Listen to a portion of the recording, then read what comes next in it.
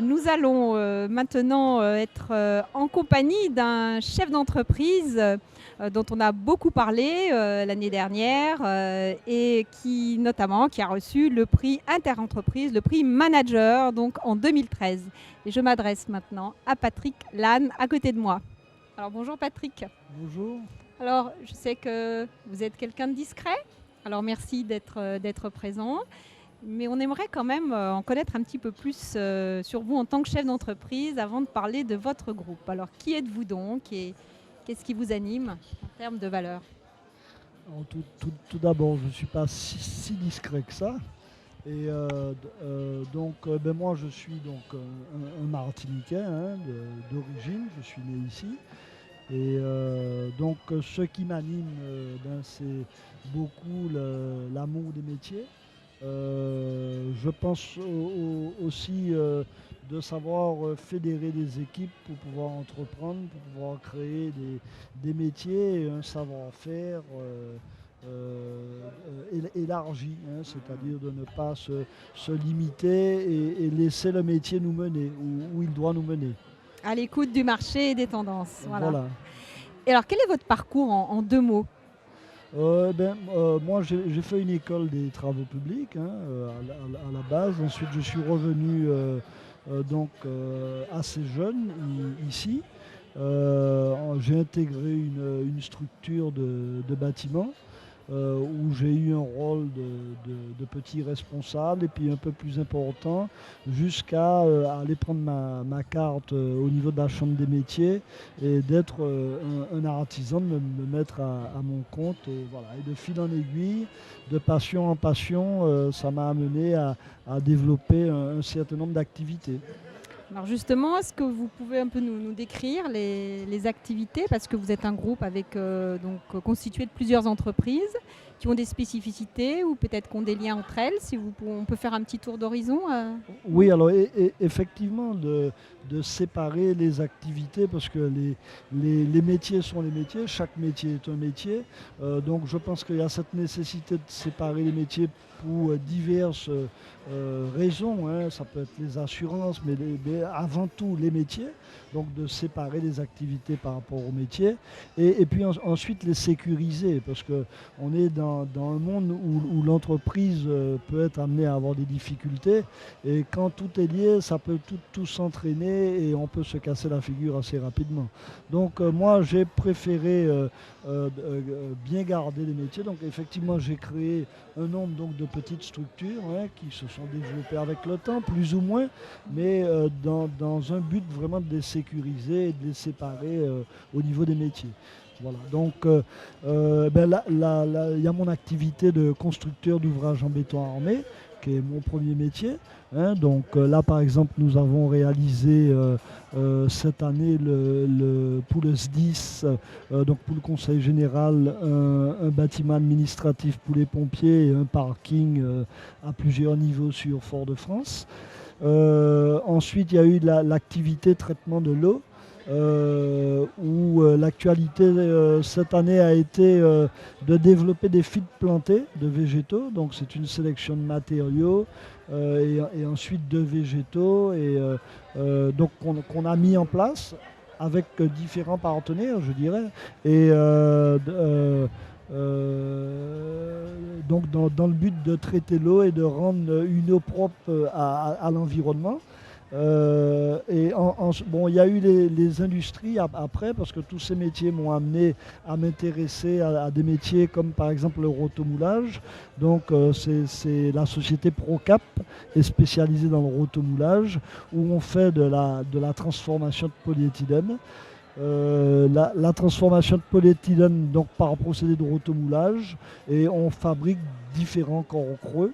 On a développé des gammes de produits, notamment le traitement de l'eau usée et le stockage de l'eau. Donc c'est les deux plus belles gammes. Mais on a également réalisé des bornes de collecte à travers ce métier. Et voilà, donc là on a sorti une gamme de filtres à coco pour le traitement de l'eau usée.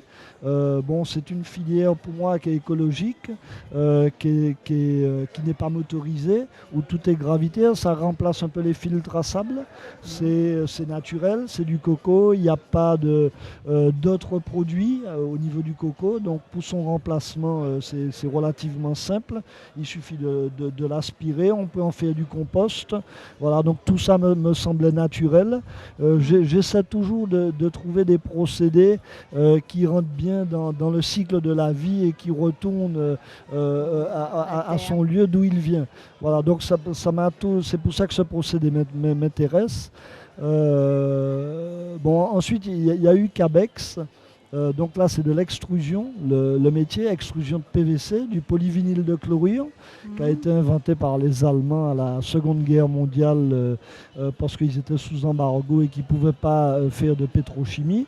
Donc ils ont inventé à partir du sel le PVC, donc le polyvinyl de chlorure. Et donc nous avons développé une gamme de faux plafonds à partir de ce métier. Et une gamme de faux plafonds, donc un nouveau produit qui est lancé, donc qui est plus moderne, qui vient parfaire, si je peux dire, notre gamme un peu plus traditionnelle. Donc on a une nouvelle ligne plus moderne au niveau de Cabex. Voilà, donc et puis la dernière née, donc qui est née en février 2009. Qui s'appelle Tubulex et qui fabrique des gaines électriques, des gaines souterraines pour les réseaux d'eau potable, les réseaux électriques principalement d'ailleurs, et les réseaux télécoms. Voilà, donc là nous allons avoir un nouveau produit qui est le diamètre 160 pour pouvoir parfaire notre gamme. Voilà. Alors, vous rayonnez en Martinique, dans d'autres départements, ou alors vous avez des perspectives? Comment vous vous situez un peu dans la zone Caraïbe? Alors concernant nos implantations, donc c'est à la base c'est donc la Martinique, mais bon je me sens aussi bien chez moi en Guadeloupe qu'en Guyane et tout, c'est des territoires, c'est des frères, on se connaît tous, on a un peu la même façon de vivre, c'est des îles qui sont simplement séparées par un petit peu de mer, c'est tout. Donc j'ai beaucoup de plaisir à aller en Guadeloupe, en Guyane, et donc naturellement il y a eu un développement qui s'est fait sur la Guadeloupe et sur la Guyane, nous sommes en train d'ouvrir un atelier de fabrication. Voilà. Donc alors j'entends, il y a des domaines de compétences dans la transformation, dans la fabrication, de la conception. Est-ce que, en termes de savoir-faire, quel type de compétences vous avez besoin? Vous recrutez ou vous développez? Est-ce que là aussi vous avez des orientations fortes? À travers tous nos métiers, nous avons vraiment besoin d'un petit peu tout le monde. Ça peut aller du mécanicien à l'ingénieur en génie civil ou autre. Voilà, donc on a vraiment besoin un petit peu de toutes sortes de métiers, à la comptabilité, la gestion, enfin il y a un petit peu tout ce qu'on retrouve dans une entreprise. Et voilà, donc bon, j'avoue que nos territoires sont très intéressants parce que vous avez plein de gens qui sont pleins de qualité, qui ont eu des envies folles, qui ont envie de faire plein de choses. Donc c'est relativement dynamique et on rencontre en tout cas des gens qui veulent s'investir.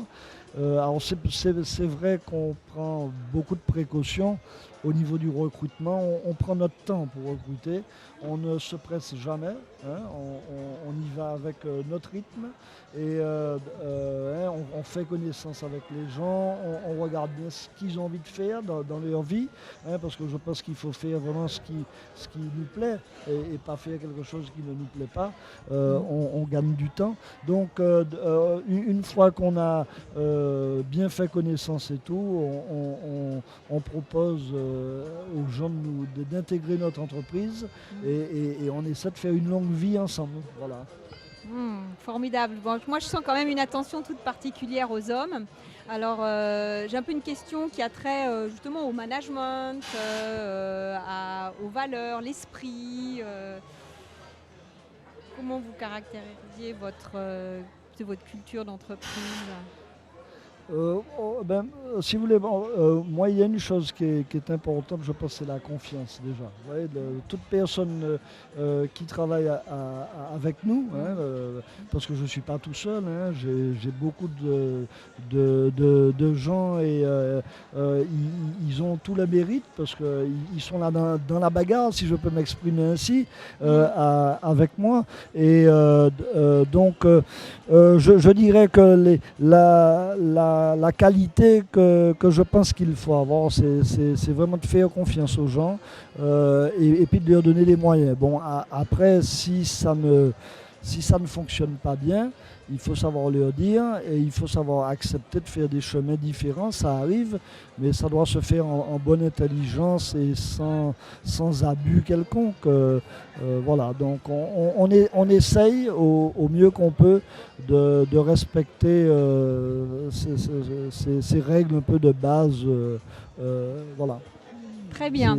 Je vous remercie beaucoup pour cet échange et ce zoom justement sur les hommes. Et je crois qu'on va donc se laisser sur un terme qui est la confiance.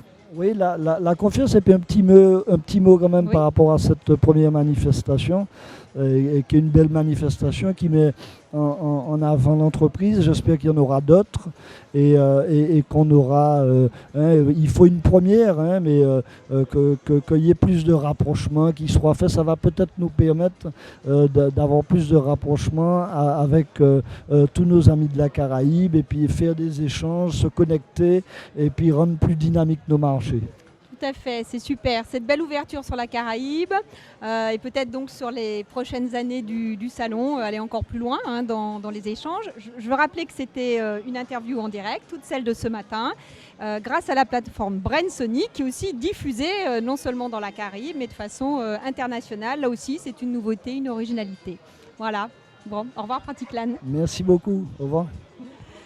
Voilà, nous avons fini notre dernière série de web émissions et nous remercions en tout cas bien sûr Contact Entreprise qui est l'organisateur, Brainsonic, Orange, OpenIT et tous ceux qui ont fait que ce salon soit ici, bien en place, c'est-à-dire la Chambre de commerce, Chambre d'agriculture et bien sûr la MPI.